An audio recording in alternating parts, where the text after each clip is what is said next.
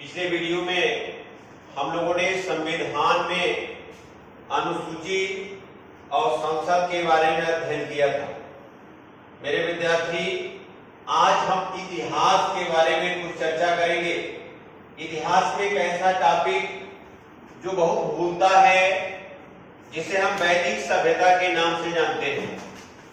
यह वैदिक सभ्यता आर्यों की सभ्यता के नाम से भी जानी जाती है।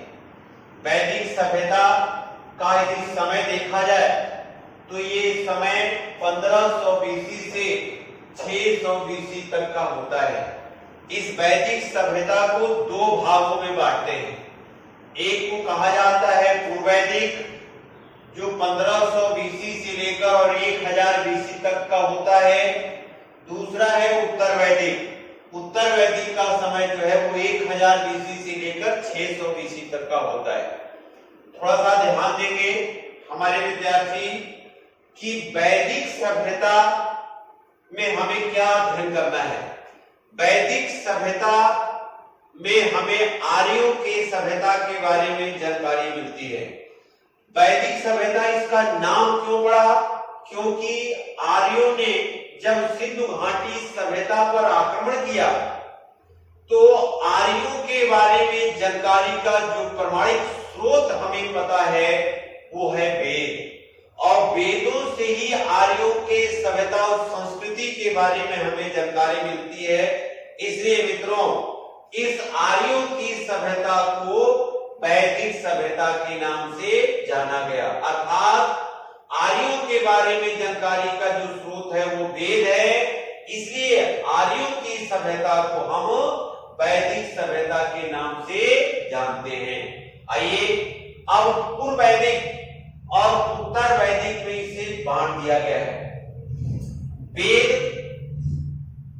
4 प्रकार के होते हैं।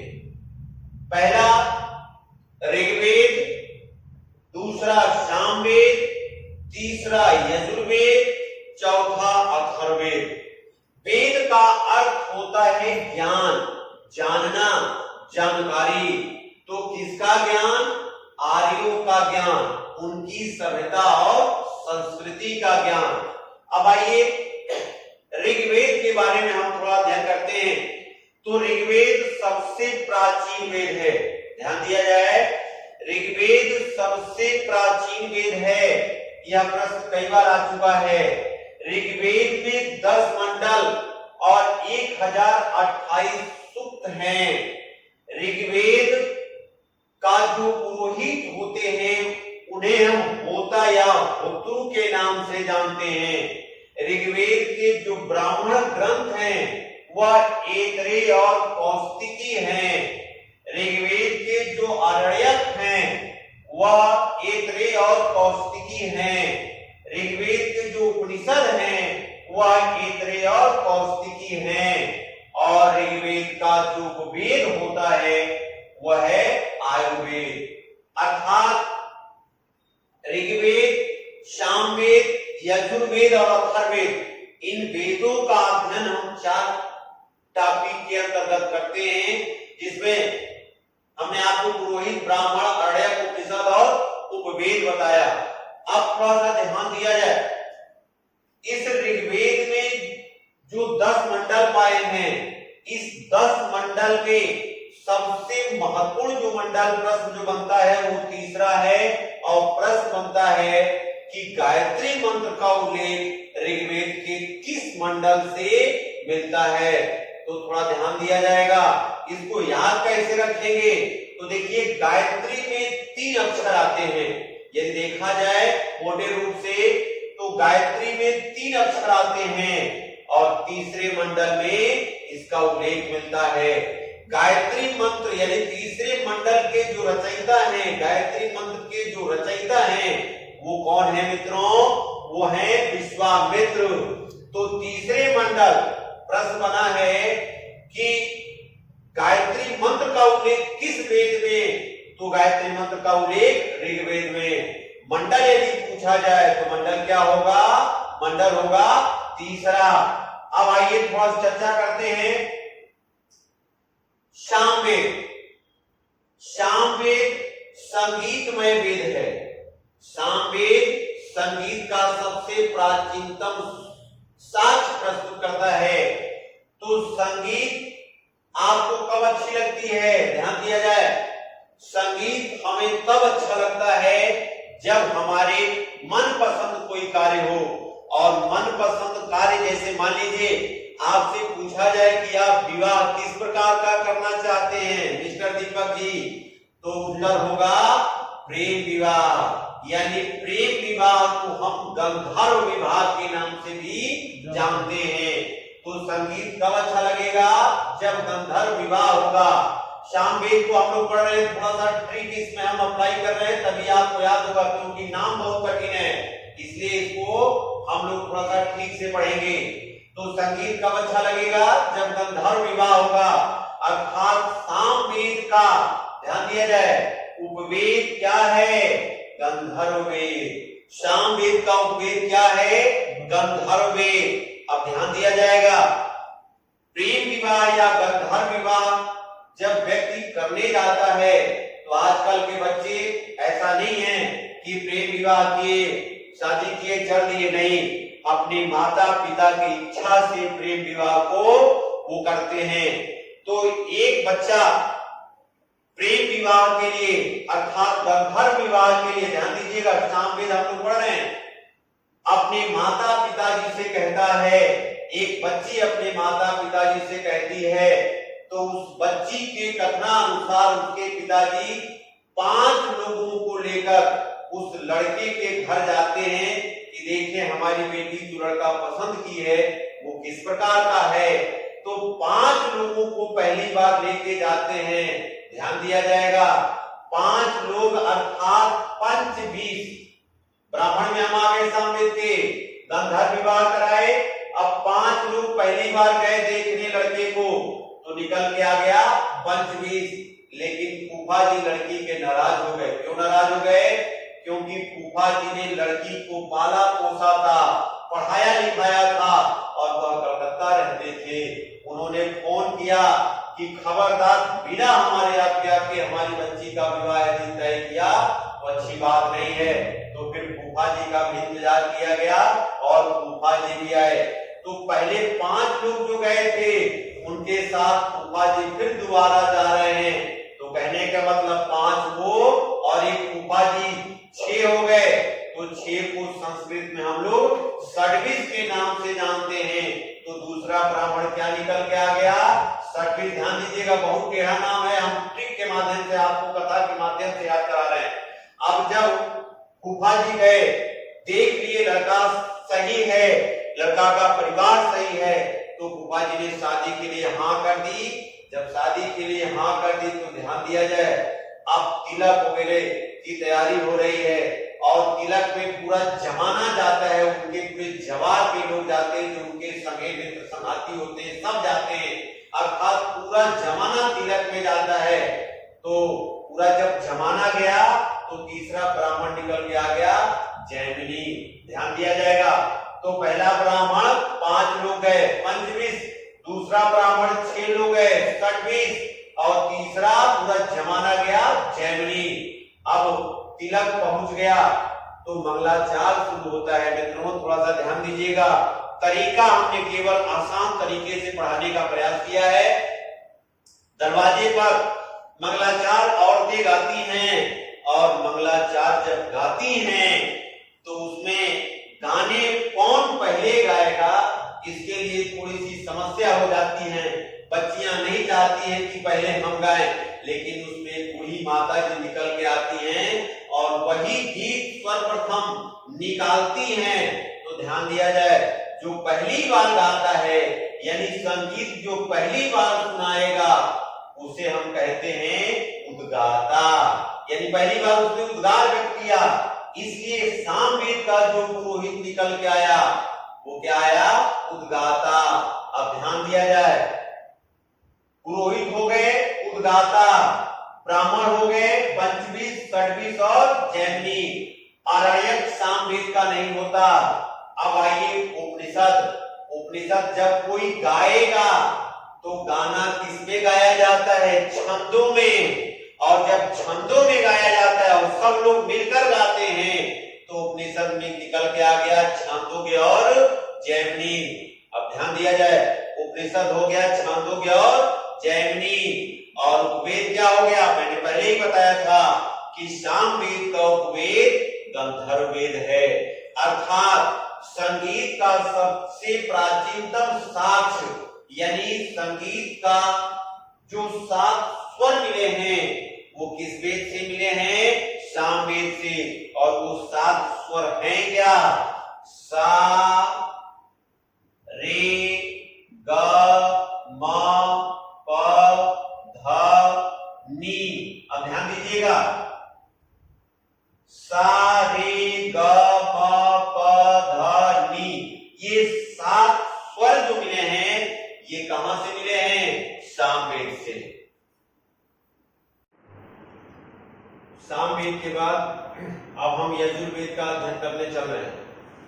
यजुर्वेद एकमात्र ऐसा वेद है जो गद्य और पद्य में लिखा गया है। सभी वेद पद्य में लिखे गए हैं, लेकिन एकमात्र वेद है जो गद्य और पद्य दोनों में लिखा गया है, और ये क्वेश्चन कई बार आया है। ध्यान दिया जाए, यजुर्वेद कर्मकांड युद्ध कला कौशल से संबंधित वेद है। यजुर्वेद में युद्ध कैसे किया जाएगा, कर्मकांड की सारी विशेषताएं इसमें बताई गई हैं। यहीं से ध्यान दिया जाएगा, उत्तर वैदिक युग में जब यजुर्वेद आया, यजुर्वेद का जब समय शुरू हुआ तो समाज में कर्मकांड प्रवेश कर गया, और यहीं से धार्मिक आंदोलन का धीरे धीरे बीजारोपण होने लगा।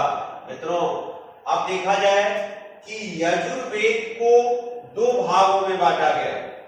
यजुर्वेद को 2 भागों में बांटा गया है। एक कहते हैं शुक्ल यजुर्वेद और दूसरा है कृष्ण यजुर्वेद। तो थोड़ा सा प्रश्न बने कि किस यजुर्वेद को वाजसनेयी संहिता कहते हैं?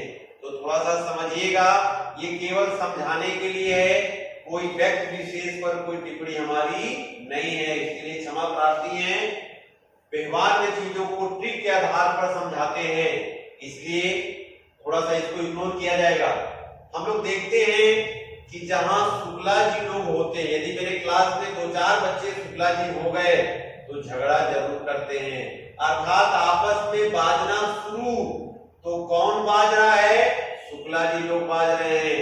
तो शुक्ल यजुर्वेद को क्या कहते हैं? वाजसनेयी संहिता। अब कभी आप लोग नहीं भूलेंगे, लेकिन इसको अन्यथा में नहीं लेना है। अब ध्यान दिया जाए, यजुर्वेद का जो पुरोहित होंगे, तो हमने आपको बताया कि यजुर्वेद युद्ध कला कौशल से संबंधित है। तो युद्ध पहले कैसे होता था? थोड़ा सा महाभारत में चलिए, रामायण में चलिए, तो युद्ध कैसे होता था? आज तमंचा आ गया, रिवॉल्वर आ गया है, पहले क्या था? धनुष था, धनुष तीर से युद्ध किया जाता था। अब ध्यान दिया जाए, तो यदि युद्ध करना है, हम यजुर्वेद पढ़ रहे हैं लेकिन ट्रिक के माध्यम से, तो युद्ध किससे किया जाएगा? धनुष से। तो ध्यान दीजिएगा, यजुर्वेद का जो वेद निकल के आया धनुष से, बोले धनुर्वेद। और कोई भी व्यक्ति यदि हथियार रखता है अपने पास, तो किसी ऐसे व्यक्ति के पास हथियार नहीं होना चाहिए जो बहुत उतावलापन हो, जिसको धैर्य धारण न करना जानता हो, उसे हथियार नहीं रखना चाहिए। नहीं तो छोटी छोटी बातों में हथियार निकाल लेते हैं लोग, और तमाम समाचार पत्रों में हम लोग डेली पढ़ते हैं। तो धनुर्वेद यजुर्वेद का क्या हो गया? उपवेद। अब इस हथियार को यानी धनुष को कौन धारण करेगा? जिसके पास धैर्य हो, जो आम बात में हथियार न निकाले, तो धैर्य धारण करने वाले को अधर्यु कहते हैं। अर्थात धनुष उसी के पास होगा जो धैर्य धारण करेगा। अर्थात यजुर्वेद का पुरोहित जो होंगे वो कौन होंगे? अधर्यु युग। अब ध्यान दिया जाए, युद्ध कभी भी अकेले करने में मजा नहीं आता है। 2-4-10 लोग जब साथ रहते हैं तो युद्ध भयंकर होता है। तो युद्ध ही है यजुर्वेद का मुख्य विषय।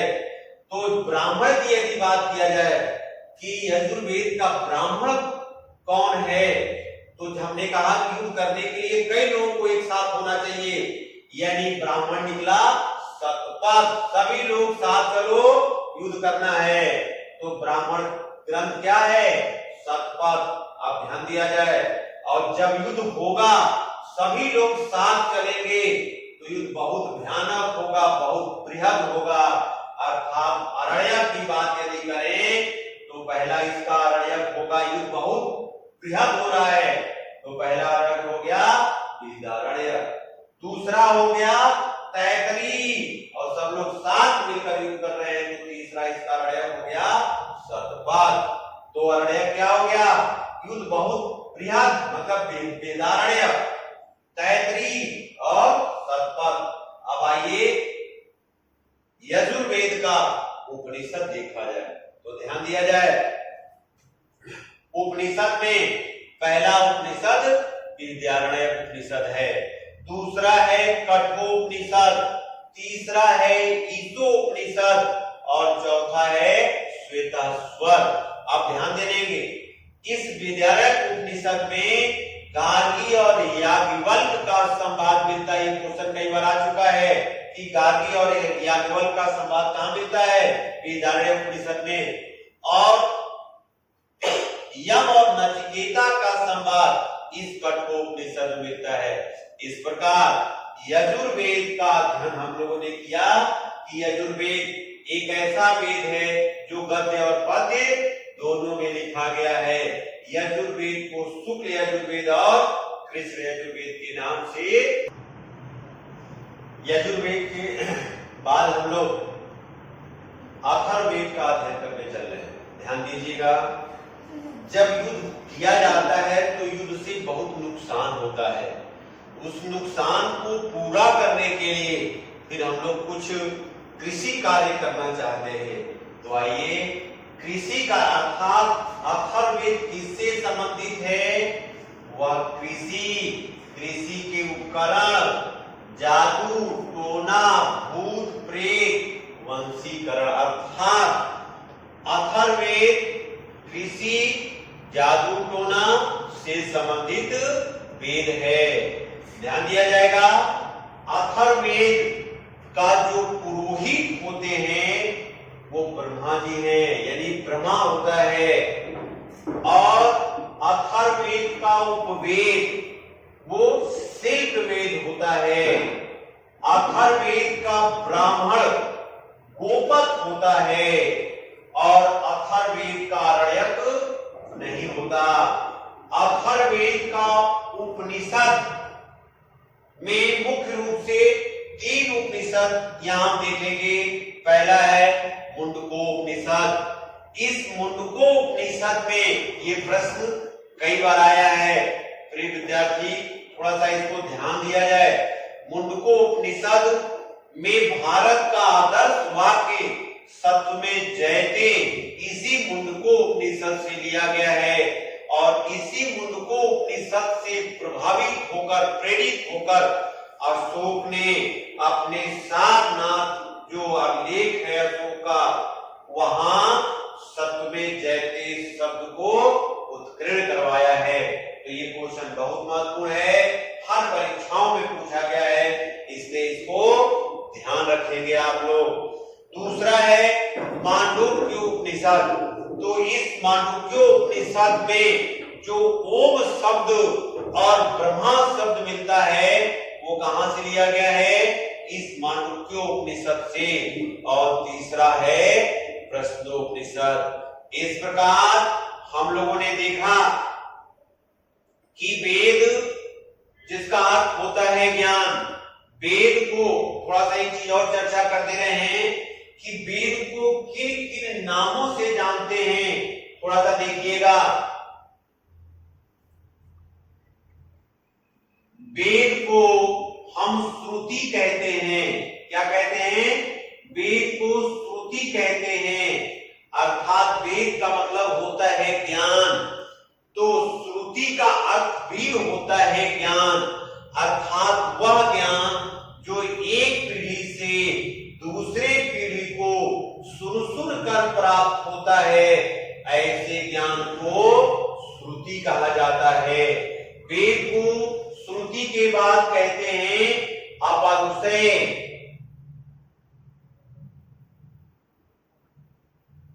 अपरुषय अर्थात जिसमें किसी पुरुष का पौरुष न लगा हो, उसे हम क्या कहते हैं?